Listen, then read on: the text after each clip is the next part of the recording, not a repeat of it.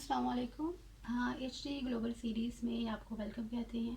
जैसा कि हम में से हर कोई इस बात से बाखबर है कि तकरीबन 1 साल से ज़्यादा अरसा होने को है। इनफैक्ट एग्जैक्टली इट वाज अप्रैल 2022 जब से हम लोग सुन रहे हैं कि मुल्क में 90 दिन के अंदर इलेक्शंस होंगे।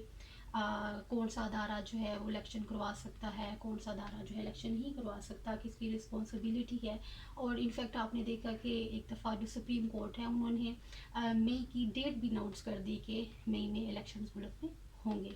और मज़ीद हम देखते हैं कि इस सिलसिले में काफ़ी हमारे जो स्टेट इंस्टीट्यूशंस हैं वो भी आपस में टसल में रहे कि कौन इलेक्शंस की डेट दे सकता है या किस पे या किसको जो कॉन्स्टिट्यूशन है वो एम्पावर्ड करता है कि वो इस सिलसिले में इक़दाम कर सकता है। आज की इस वीडियो में हम जो है इन सारे सवालात का जो है वो सवालों के जवाब ढूंढेंगे। लेकिन उससे पहले अगर आपने हमारी वीडियो तो डेफिनेटली आप देख ही रहे हैं, सब्सक्राइब हमारे चैनल को नहीं किया तो उसको सब्सक्राइब कर लें और साथ में बेल का आइकन प्रेस कर लें ताकि हमारी आने वाली हर वीडियो जो है आप तक पहुंचती रहे। तो इस सिलसिले में आपने भी देखा होगा कि एक अदारा है जो कि बहुत ज़्यादा न्यूज़ में रहा, जो है हमारे पास इलेक्शन कमीशन ऑफ पाकिस्तान कि उसका क्या रोल है मुल्क में इलेक्शंस करवाने के लिए, उसकी क्या रिस्पॉन्सिबिलिटी है, उसका रोल क्या है। तो आज हम उसी पे बात करेंगे। बात हम करने वाले हैं किस पे, इलेक्शन कमीशन ऑफ पाकिस्तान पे, कि ये अदारा जो है किस तरह करके जो है मुल्क में जो इलेक्शंस है वो करवा सकता है, ये इस पर क्या रिस्पॉन्सिबिलिटी लाई होती है।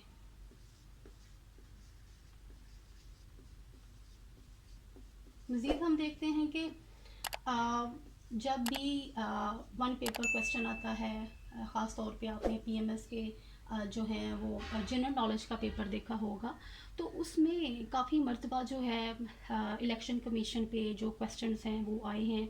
और वन पेपर में इससे रेलिवेंट काफ़ी दफ़ा ये जो क्वेश्चन है वो पेपर में आते रहे हैं। तो इसलिए हमने इसको वन लाइनर के पॉइंट ऑफ व्यू से भी आज की जो वीडियो है उसको सॉर्ट आउट करने की कोशिश की है। तो सबसे पहले हम देखते हैं कि इसकी जो है इसकी कंपोजिशन क्या है। इसको अगर हम 2 पार्ट्स में डिवाइड करें तो लाइक क्या है हमारे पास। सबसे पहले इसकी हम कंपोजिशन देख लेते हैं। कंपोजिशन क्या कि ये अदारा किस पे मुश्तमिल है, इसके एलिमेंट्स क्या हैं, और फिर हम देखेंगे इसके फंक्शंस क्या हैं। फंक्शंस कह लें आप, इसकी ड्यूटीज़ कह लें।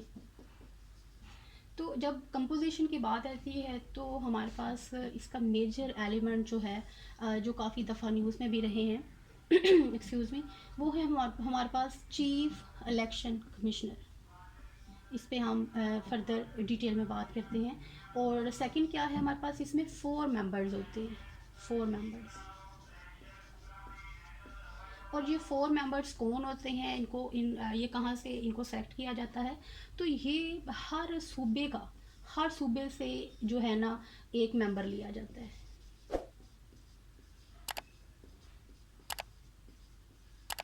देन इसके फंक्शंस की बात की जाए, क्योंकि जैसा कि आप देखें कि इलेक्शन कमीशन उसका जो नेम है वही हमें सजेस्ट कर रहा है, वही हमें बता रहा है कि इसका बेसिक पर्पस क्या है पर्पस है इसका इलेक्शन कमीशन का, कि मुल्क में इलेक्शंस जो है उनको कंटेस्ट करवाना, उनको रेगुलेट करवाना, उनको ऑर्गेनाइज करवाना। तो क्या सबसे पहले हम इसमें क्या लिख सकते हैं, टू कंडक्ट इलेक्शंस। आप देखें कौन से इलेक्शंस, सेनेट के। देन हमारे पास आ जाता है नेशनल असेंबली के इलेक्शंस। फिर क्या है हमारे पास इसका काम कि जो इंतखाबी फहरिस्तें होती हैं, इंतखाबी फहरिस्तें,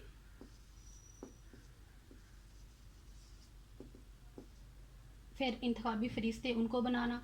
साथ में क्या है कि इलेक्शन ट्रिब्यूनल। अब सवाल पैदा होता है कि इलेक्शन ट्रिब्यूनल क्या होता है। तो इलेक्शन ट्रिब्यूनल क्या है कि ये हमारे पास एक अदारा है कि जब भी इलेक्शन से रेलिवेंट कोई कोई डिस्प्यूट अराइज होता है, फॉर इंस्टेंस इलेक्शंस कंडक्ट होते हैं और उसमें कोई पार्टी जो है वो धांधली का बाकी बात करती है कि इलेक्शन पे धांधली हुई है, तो इस किस्म का कोई भी जो डिस्प्यूट होगा वो इसके सामने अराइज होगा, इसके सामने पेश किया जाएगा और फिर ये जो इलेक्शन ट्रिब्यूनल है ये उसके ऊपर जो है उसको सॉर्ट आउट करेगा, राइट। देन मज़ीद जब हम बात करते हैं इसकी इलेक्शन कमिश्नर की, तो इसको सबसे पहले हम देखेंगे कि इसको अपॉइंट कौन कर सकता है। लाइक काफ़ी दफ़ा ये क्वेश्चन जो है वो वन पेपर में आया है कि चीफ इलेक्शन कमिश्नर जो है उसको अपॉइंट कौन करता है, तो ये प्रेसिडेंट साहब हैं जो इनको अपॉइंट करते हैं।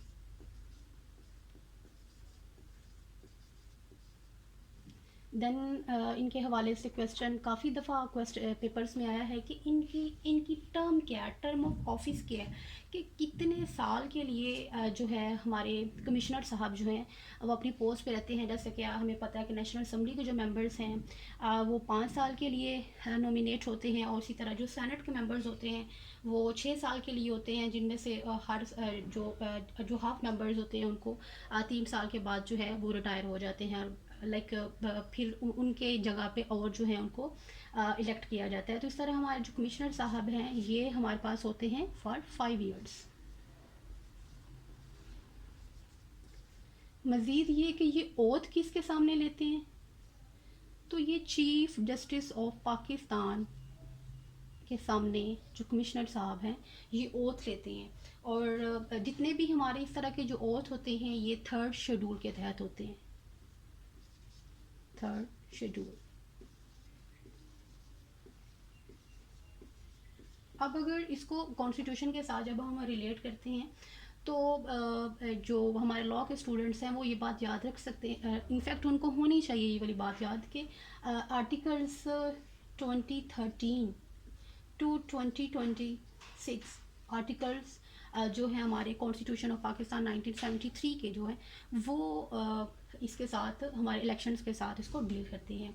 इम्पोर्टेंट बात जो हमने करनी है इस हवाले से, जैसे अभी हमने बात की कि स्टार्ट पे बात की कि कौन सा अदारा जो है उस पर रिस्पॉन्सिबिलिटी लाई होती है या किस तरह करके जो इलेक्शंस हैं वो कंडक्ट करवाए जाएँ, तो इस वेरी क्लियरली हमारा आर्टिकल जो है 2020 वो बताता है कि जो executive have to assist the commissioner, कि वो इलेक्शंस नो डाउट इलेक्शंस मुल्क में कंडक्ट करवाना जो है वो इलेक्शन कमीशन का काम है, बट ये किसी एक अदारे की रिस्पॉन्सिबिलिटी नहीं है, ये एक अदारे का काम ही नहीं है, ये कोलैबोरेशन वाला काम है कि जिसमें डिफरेंट डिपार्टमेंट्स जो हैं उन्होंने मिल के काम करना है। लाइक आप देखेंगे इलेक्शंस के दौरान जो है हमें सिक्योरिटी की भी ज़रूरत होती है, बजट की ज़रूरत होती है, like there are so many perspectives कि जो एक अदारा जो है वो काम कर ही नहीं सकता। This is a team work कि डिफरेंट डिपार्टमेंट्स जो हैं उन्होंने मिल के मुल्क के अंदर जो है वो फेयर इलेक्शन, जब अगर आप बात करें ना फेयर इलेक्शंस की एंड टाइमली इलेक्शंस की, तो ये एक टीम वर्क होगा, ये मिल के काम करने वाला काम है। तो इसलिए हम जो है एनालिसिस कर सकते हैं जब बात आती है इलेक्शंस की कि कौन कैसे कब इलेक्शन कंडक्ट होंगे, तो ये जो है this is a collaborative task, you can name it a collaborative task. और वेरी क्लियरली हमारा जो आर्टिकल 2020 है वो ये बात हमें बताता है कि जो एग्जेक्टिव है he has to assist, right.